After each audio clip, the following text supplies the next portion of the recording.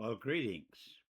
It's Prophet Tom here, and it's my joy and privilege to invite you to come on a journey with me, a journey into the deep truths of God Almighty.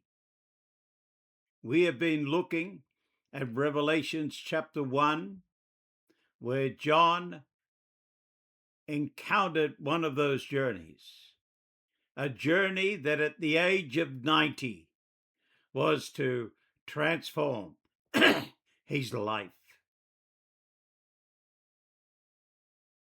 The journey is when he had a picture, when he had the revelation of standing not before the Son of Man, not before the resurrected Christ, but before the glorified Son of Almighty God.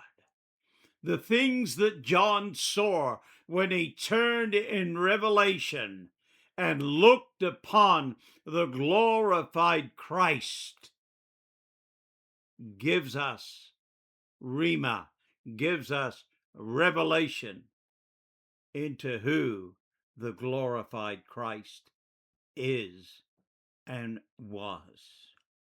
What did John really see on that day when he was taken up into heaven?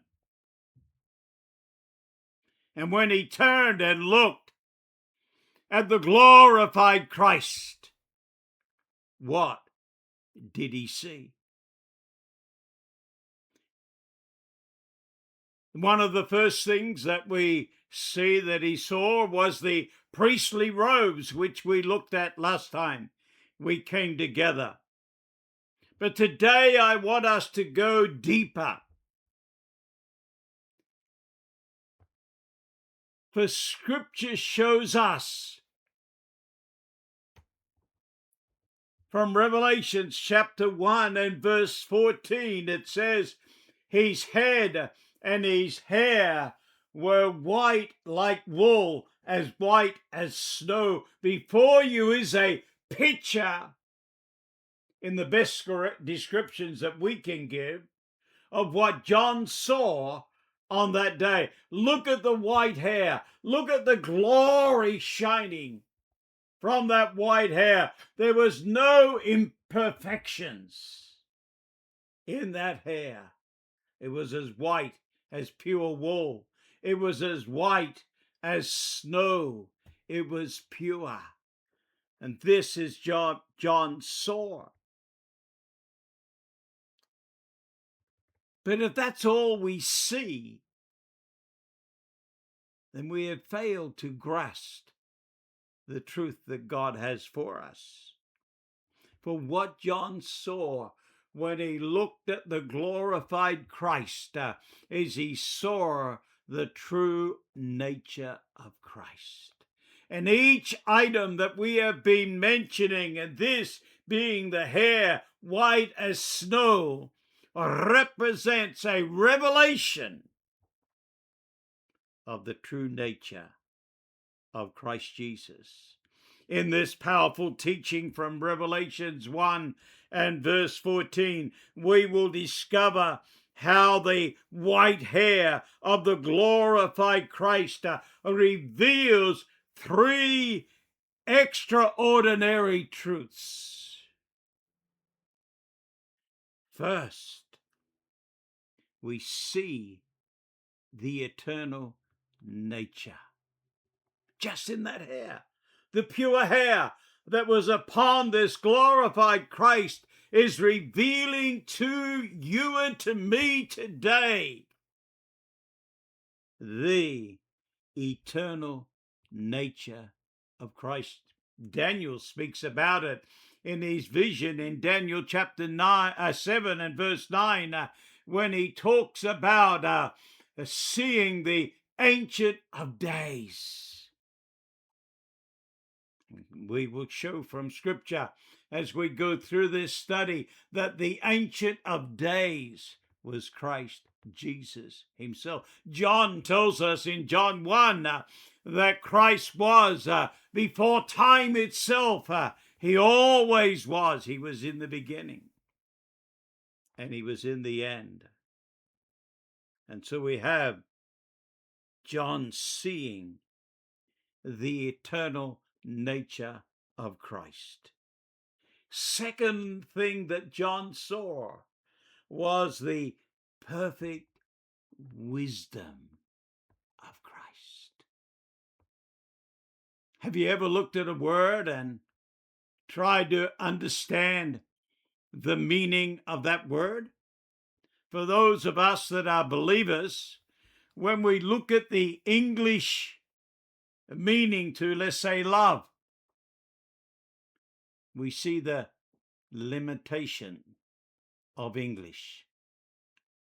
We see that to the best of our ability, and we haven't even touched the fringe of it, but to the best of our ability, there are 5 different forms of love that are mentioned in the Word of God, showing the limitations of when we try to explain. Even John himself in Revelations chapter 4, when he tries to give us a picture of what the throne room of heaven looks like, he can only do it by his knowledge. He talks about the glass. He talks about the different forms of stones. He is limited.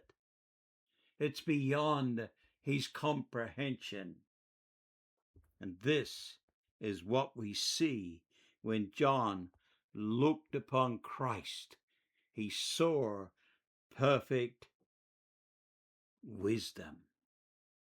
And then thirdly, all of this, my friends, is in the hair as white as snow. Thirdly, he sees absolute purity. Now, we're going to enlarge on each of these 3. We won't get through them all today. Oh, no, I'm never in a hurry when it comes to the Word of God.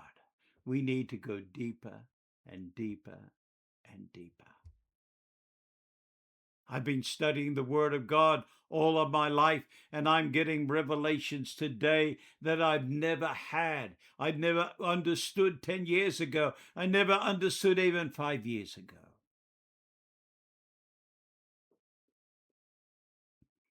John was seeing the one who stands above, understand this word, above time itself. He always was. He always will be.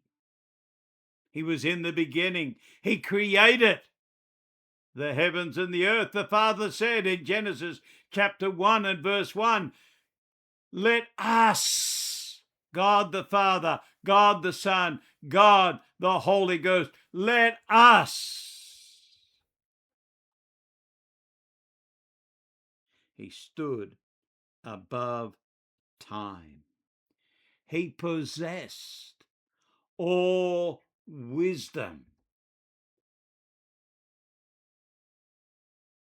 And he remained completely untouched by sin, by compromise, or by corruption. Solomon had the privilege of having an infilling of the wisdom of God. And yet we read, sadly, that although he had received this wisdom, he was still touched by sin, by compromise, and by corruption. But when this revelation also carries a message for the church today, so it's no good looking at it in history format of what John saw 2,000 years ago. No, the message of that revelation is for you and for me today. When we truly behold Christ, we are being called into alignment with Christ, the glorified Christ, the glorified Christ. When we truly behold Christ, we are being called into being one with Christ. When we truly behold the glorified Christ, we are beginning to see as he sees, to hear as he hears. Can you hear the cry of the nation of Israel as he did in Exodus chapter 2? In Exodus 3, he says to Moses, I have heard.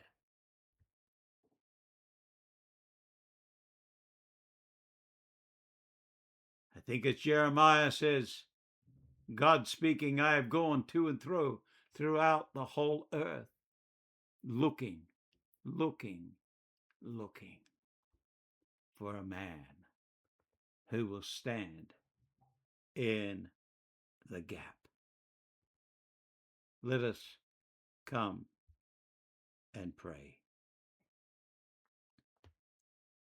Father, as we open your word today, we come with a reverence, with a heart ready to behold Jesus Christ as he truly is. Holy Ghost, take us beyond information and bring us into revelation. Just as John turned and saw the glorified Christ, open the eyes of our understanding that we may see him as John saw him on that day. Your words declare his head and his hair were white as wool and as white as snow. Lord, reveal to us what John saw. Let us behold Christ in his eternal nature, in his perfect wisdom, and in his absolute purity. May we not simply study the white hair of the glorified Christ as a symbol. May we encounter the one who is revealing it. Where our thinking is not aligned with your wisdom, align us. Where we are compromising, or where compromise has entered in to our lives, purify us. Where circumstances have caused us to lose our eternal perspective, lift our eyes again to see the glorified Christ. Holy Ghost, move us as we study. Let your word become living and powerful. Give us eyes to see, ears to hear, and a heart willing to respond. Christ Jesus, as you revealed your nature, as you reveal your nature to us, transform our nature.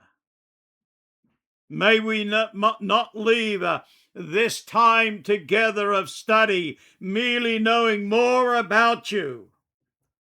May we leave more aligned with you, more surrendered to you, and more reflecting your glory. We pray in Jesus' almighty, almighty, almighty name. What an encounter that John had in Revelation. A life-changing experience As we have mentioned earlier in our study, he was on the island of Patmos at the age of 90, being cast onto this island with other prisoners, having to cut rocks and chip at the age of 90, yet never losing focus.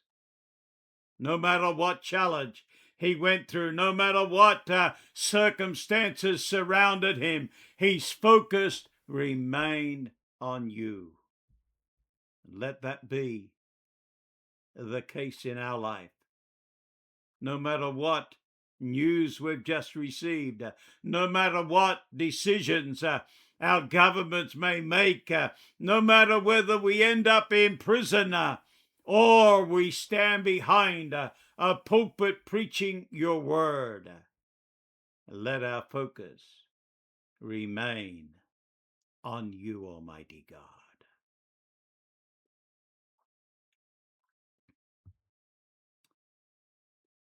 The true nature of Christ. You've shown us a phenomenal picture, Almighty God, a picture of your nature. And we've seen already in this little introduction the power of that description, the power of your nature that is being shown just in your hair. White as wool, as white as snow. In Daniel 7:9, it says his garment was white as snow. His garments was white as snow, and his head on his head as pure wool. He's seen as the eternal one. In Revelation 1 and 17 and 18, when I saw him, I fell at his feet. This is John. When I saw him, I fell at his feet as though dead.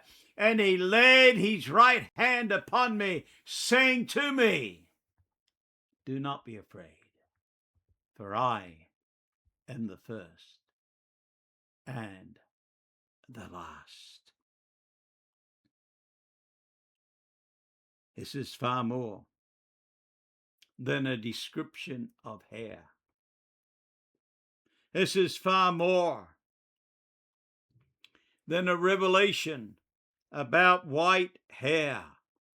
It talks about, it reveals to us his eternal nature, his perfect wisdom, and his absolute purity.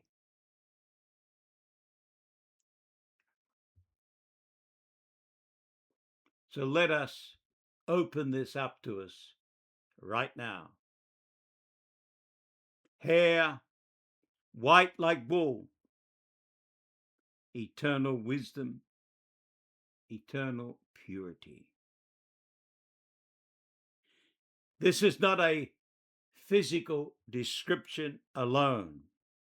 It is a profound revelation. In this moment of time, as John is taken from earth into the supernatural realm, and he hears a voice, the voice of the Son of Almighty God, and the moment he begins to turn, he turns to see the glorified Christ. Daniel describes it. His garment was white as snow and his head as pure wool. This connects us. This connection is deliberate and deeply significant. John is being shown that Christ is not only the Son himself, revealed in time. He is the eternal one. He is the Ancient of Days. He is the glorified one. He is almighty in wisdom. And he is all purity in the attributes of God in the declarations throughout Scripture itself. And so let us begin today to look at our first point, the eternal nature of Christ.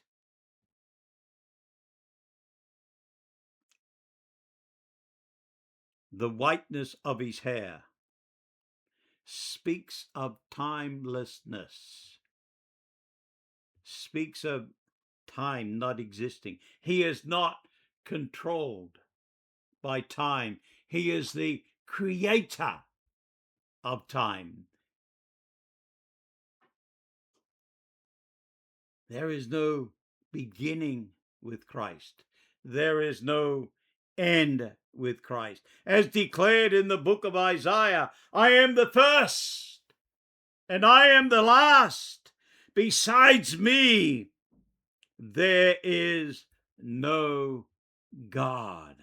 Isaiah 44 and verse 6. Christ does not exist within time as we do. You know, I remember when I was 60 years of age, and I said when I was 60, I wonder how I will be physically when I'm 70. And when I was 70, I said, I wonder how I will be physically when I'm 75. Well, I can tell you that the 10 years between 60 and 70 saw a vast change physically within my body. The work that I could do at 60, I could not fully do when I was 70. Oh, but now that I'm 75, if I go and do the gardening, I spend half an hour or so out there and then come in, where 15 years earlier I could have spent an hour or two in the garden. I am restricted. My body is restricted by time. I am growing into a senior. My wife doesn't like an old man, so I'll say senior. But Christ was before time. Christ created time. Christ was in the beginning.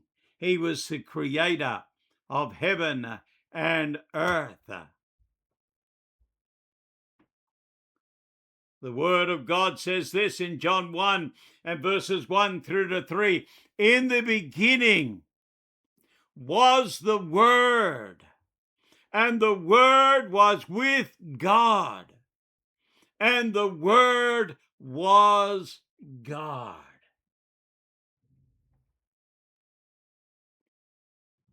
Christ was in the beginning. But you know, there's a beautiful scripture that I like in Ephesians. Let me go to it quickly. Ephesians chapter 1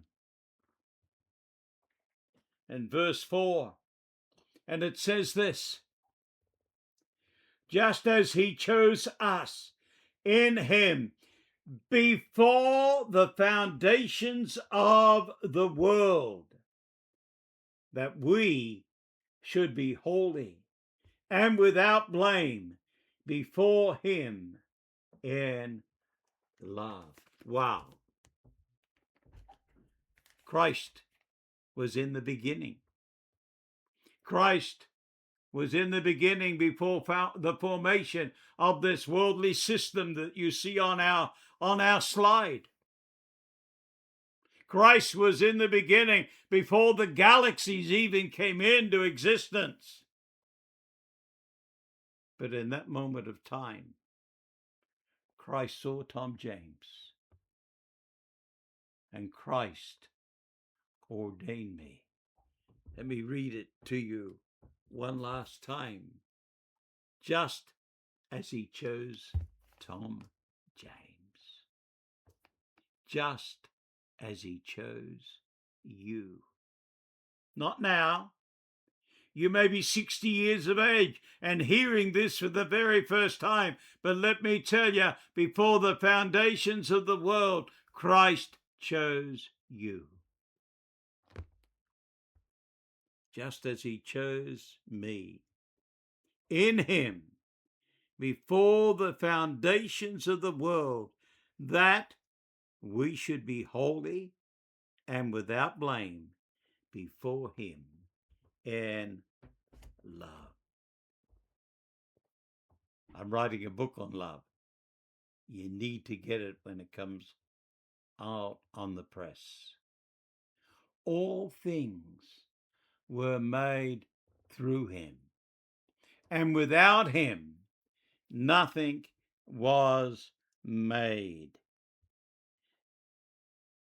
Christ is not a later revelation. Christ is the eternal Word through whom all creation came into being. Colossians 1:17 puts it this way, and he is before all things, and in him all things consist. He is eternal. He is sovereign. In him all things are held together. Let me divert a moment. Our government, my government here in Australia, is spending billions of dollars to try to change nature. If only they could have read this verse, they would have realized that no matter how many billions of dollars we spend, we cannot change the ozone layer. We cannot have zero maximum or whatever they call it. We cannot do this man's way. And he is before all things, and in him all things come into being. He establishes in this truth a foundational pivot for us to stand upon. Christ is not bound by time. Christ is the source of time. As we move through Scripture, this eternal nature of Christ, the glorified Christ, begins to continually unfold. In Exodus 3 and verse 14, where he's speaking with Moses, and he says to Moses, I am who I am. The verse says this, God said to Moses, I am who I am. And he said, say to the children of Israel, I am has sent me to you. Moses had had this powerful encounter at the burning bush where God begins to speak to him. It was a transforming encounter, just like John had in Revelation 1, just like God desires for you and for me to have.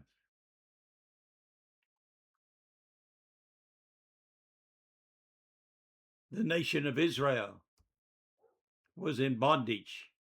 Church, listen to me. The world is in bondage. I'm making a statement here that I will never go back on. COVID was an evil spirit that we the church, allowed to cover our nation.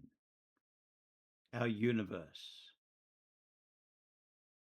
And here we are 6 years after COVID, and we're seeing the effects of that COVID.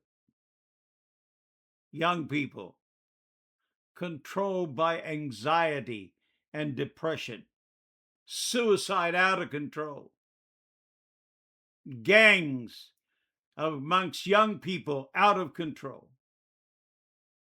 laws that governments are now making are anti-God, anti-church, and are out of control.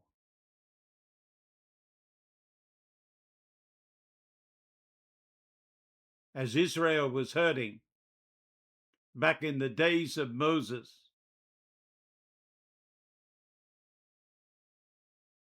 the world is hurting in your day and my day right now.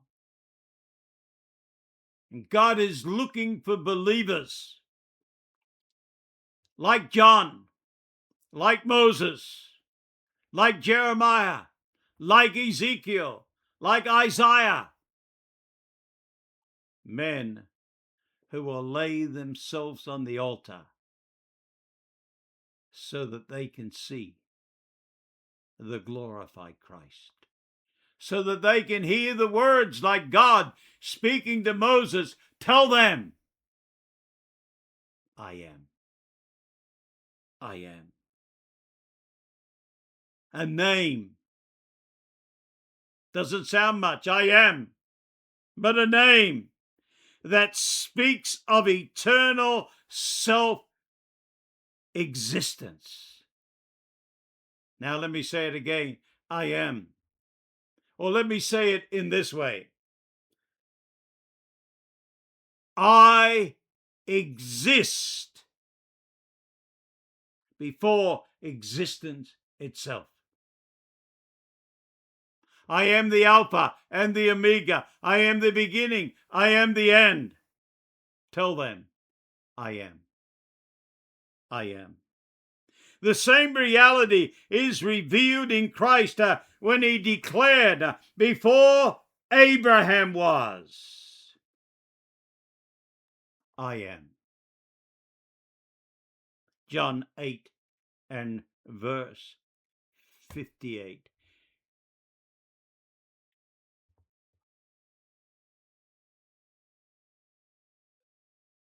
Let me just jump ahead as we come to a close today. In the book of Psalms 90, the psalmist wrote these powerful words. Verse 2 says this, from everlasting to everlasting, you are God. Now let me enlarge. Lord, you have seen, you have been our dwelling place in all generations. God is your dwelling place, believer. God is the place where he wants to dwell before you, before the mountains were formed, brought forth, or even you had formed the earth and the world. From everlasting to everlasting, you are God. You turned man to destruction and say, return, O children of God. For 1,000 years in your sight are like yesterday when it is past, and like a watch in the night. Oh, what a powerful psalm. What a powerful psalm, where it begins to paint a picture. Verse 5 says, you carried them away like a flood. They are like a dream, like grass, which is renewed in the morning. In the morning it flourishes and is renewed. In the evening it fades and withers. For we are consumed by your anger, and by your wrath we are troubled. You have set our iniquities before you, our secret sins in the light of your countenance. For all of our days have passed away in your wrath. We spend our years as a tale that is told. Make us glad in the days in which you have afflicted us, and the years in which you have seen evil. Let your work appear to your servant, and your glory to his children. Let the beauty of the Lord our God be upon us, and establish the work of our hands for us. Yes, establish the work of our hands. For all of our days have passed away in your wrath. We spent our years as a tale that is told. The days of our lives are 70 years, and if by reason of strength they are 80 years, yet their boast is only labor and sorrow. For it is soon cut off and we fly away. Who knows the power of your anger? According to the fear, so is your wrath. Teach us to number our days, that we may gain a heart of wisdom. Return. You see, we are the ones that went away. You know, in the first couple of verses, it talks about who this God is, but we, like Israel, have wandered away, and we are experiencing the wrath. But the cry of the psalmist, which must be your cry and my cry today, return, O Lord. How long, how long, how long, and have compassion on your servant. O satisfy us in the morning with your mercy, that we may rejoice and be glad in all of our days. Eternal, unchanging, everlasting, you are God. That sounds a bit hard. But remember, we are looking at the eternal nature of God. God is pure.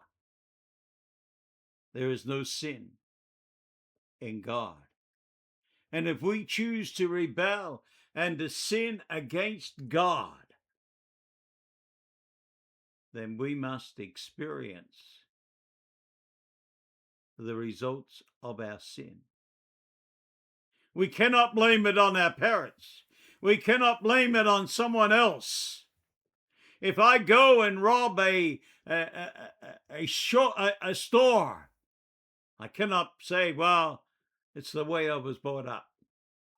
It's a choice that I have made. But those first verses says, you are God from everlasting to everlasting. And in Exodus chapter 3, you painted the picture of the loving Christ choosing a man to go back and deliver your children. And today, you are looking for a man, a woman, who will march through the land of Australia, declaring salvation, who will have in his hand the staff that can turn water to blood. That is the power of Almighty God. That is the Holy Ghost.